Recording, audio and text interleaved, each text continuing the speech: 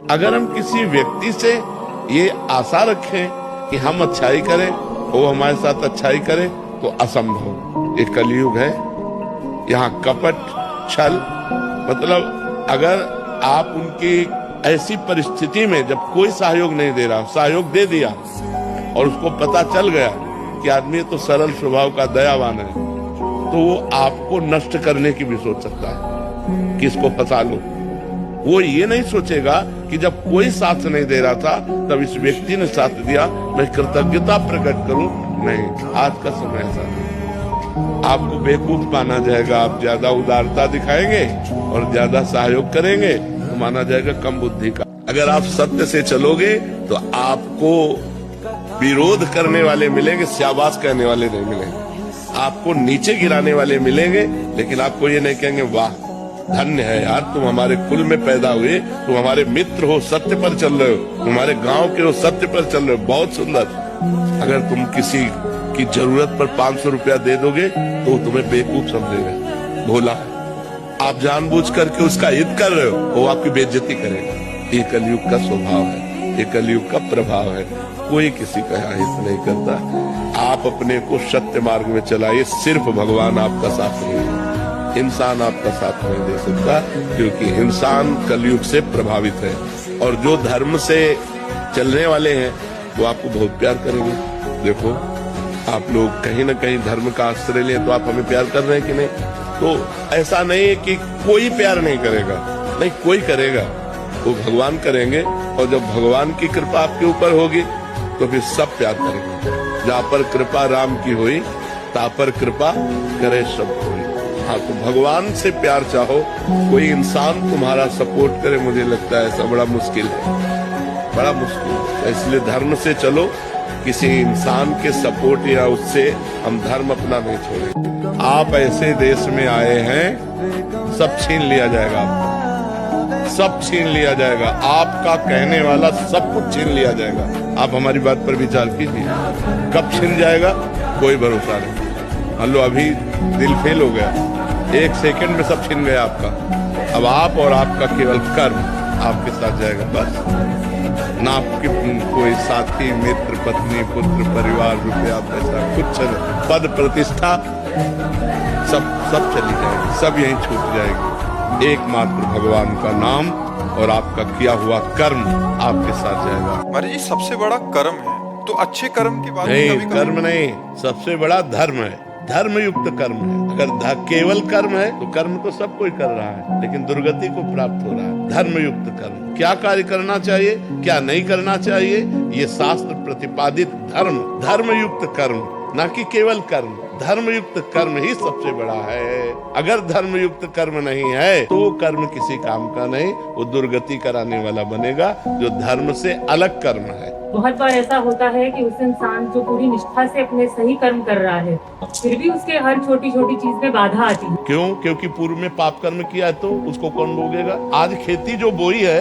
अभी काट लोगी 6 महीना लगेगा उस फसल को, लेकिन आज जो खा रही हो वो पूर्व का बोया हुआ है, पूर्व का किया हुआ पाप कर्म तुमको धर्म करने पर भी असफलता और निराशा और अशांति प्रदान करेगा। उसको सहो और धर्मयुक्त आचरण करो तो आगे सही हो जाए। हमारे भगवान के ऑफिस में कोई गलत निर्णय नहीं होता, राय से पाई नहीं, जो कर्म किए हो उसी को भोगना पड़ेगा। आप खुद अपने निर्णय को देखिए कि आप ऐसे गलत हो फिर भी सुखी हो, चैन से देख रहे हो, चैन से सुन रहे हो, चैन से पानी पी रहे हो। नहीं तो वो जब मालिक दंड का ऐसा विधान कर देगा कि जबान से पानी भी नहीं पी सकते। हमारे कर्म कैसे हैं? हम भगवान को कोसते हैं, लेकिन ईमानदारी से अपने कर्मों का अगर चिट्ठा हम खुद जांचें तो ऐसे होगा, ऐसे केवल ऐसे होगा। लौकिक पढ़ाई भी करनी चाहिए, लौकिक पदों पर भी जाना चाहिए, पर इस पर जाने के लिए हमें सफलता के लिए हमारे पास तप चाहिए, पुण्य चाहिए। नहीं तो बहुत सी डिग्री लिए घूम रहे हैं, नौकरी भी नहीं मिल रही है। बहुत से अच्छे डॉक्टर हैं लेकिन वो सरसब्ज नहीं हो पा रहे। उसका पूर्व का जो पाप है वो उसको असफल कर देगा। इसलिए हमें तप चाहिए, हमें परोपकार चाहिए, हमें भजन चाहिए जो हमारी सफलता को हमारे सामने पेश कर सके। उसके लिए नाम जप करो, हो सके परोपकार करो। परोपकार जैसा कोई धर्म, आप समझो तो अगर आप परोपकार करोगे, आप दूसरे बड़े बूढ़ों की सेवा करोगे, नाम जप करोगे, तो निश्चित आपको सफलता प्राप्त होगी। साथ में अध्यात्म चाहिए, अध्यात्म के बिना सफलता अधूरी है। जैसे आप बहुत बड़े पदाधिकारी बन गए, खूब रुपया कमा लिए, लेकिन मरोगे तो न पद जाएगा न रुपया जाएगा। अगर भगवान का नाम जप किया है, परोपकार किया, वो आपके साथ जाएगा, वो आपका मंगल करेगा। इसलिए नाम जप करो और परोपकार की भावना में रहो। परोपकार जरूर करो। कभी किसी का एक्सीडेंट हुआ दिखाई दे, दौड़ पड़ो, उसे उठा करके अस्पताल ले जाओ, उसकी से ये जो पुण्य है ये आपको सफल करेगा। तो हम तुम्हारे पास उदाहरण है, वो व्यक्ति है जिसके खाने के लिए एक टुकड़ा रोटी नहीं, जिसके रहने के लिए 1 इंच जमीन नहीं, जिसके पास 1 रुपया नहीं, एक आदमी बात करने वाला नहीं। आज आप देख लीजिए, तो ये क्या है? अगर हम भगवान से न जुड़े हो तो हमसे कोई राधे राधे कहे क्या? भगवान का ही तो सारा वैभव है।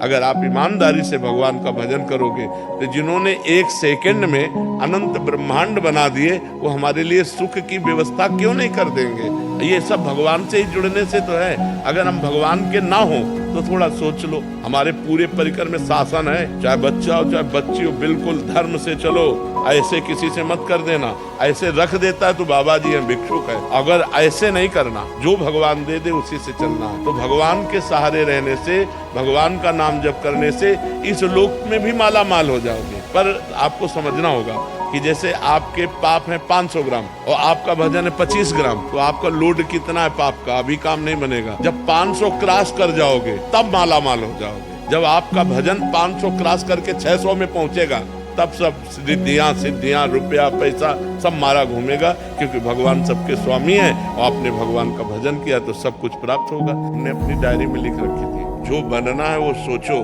जैसा बनना है वैसा सोचो, जैसा सोचोगे वैसा बन जाओगे। बड़े बड़े महापुरुषों की बातों को डायरी में अपने लिख लेते तो बार बार रोज पाठ की तरह, जैसा बनना है वैसा सोचो, जैसा सोचोगे वैसा बन जाओगे। तो जैसे तुमने सोच लिया 1000 जन्म में भगवत प्राप्ति नहीं होगी, गारंटी देता हूँ नहीं होगी। अगर सोच लिया कि इसी जन्म में होंगे, तो हम कहते हैं बहुत बहुत 1 जन्म और खसक जाएगा, लेकिन हमारा नियम प्रण वो हमको 1 जन्म बहुत बहुत, मान लो हमसे चूक हो गई तो अगले जन्म में पक्का मनुष्य बनेंगे और भगवत प्राप्ति हो जाएगी। हम लंबा क्यों खींचे कि 1000 जन्म 1000 जन्म हमको मनुष्य शरीर मिलेगा, गारंटी कौन है? कोई गारंटी दे सकता है? पता नहीं नाली का कीड़ा बने, पता नहीं क्या बने क्या न बने। ऐसी बातें नहीं सोचते। पॉजिटिव सोचो, निगेटिव मत सोचो। भगवान हमारे अंशी हैं, हमारे पिता हैं, हमारे स्वामी, वो मिलेंगे क्यों नहीं यार? कोई गैर है क्या भगवान को? यही तो हम माया का प्रभाव बन गया कि स्त्री पुत्र परिवार शरीर अपना लगता है, भगवान पराये लगते हैं। जबकि भगवान अपने हैं वास्तविक। हम अगर स्त्री से भी प्यार करते हैं तो भगवान से प्यार करते हैं, क्योंकि उसके अंदर भगवान है, इसलिए वो हमें प्यारी लगती है। और उसी स्त्री के शरीर से भगवान हट जाए, अंतर ध्यान हो जाए, तो वही प्यारा शरीर जिसको अब प्यार करते थे उसी को आग लगा देते। तो हम कहीं ना कहीं भगवान का ही तो आदर करते हैं। तो हमें मानना चाहिए कि हमारे भगवान प्रीतम है। ठीक है, निगेटिव भाव नहीं।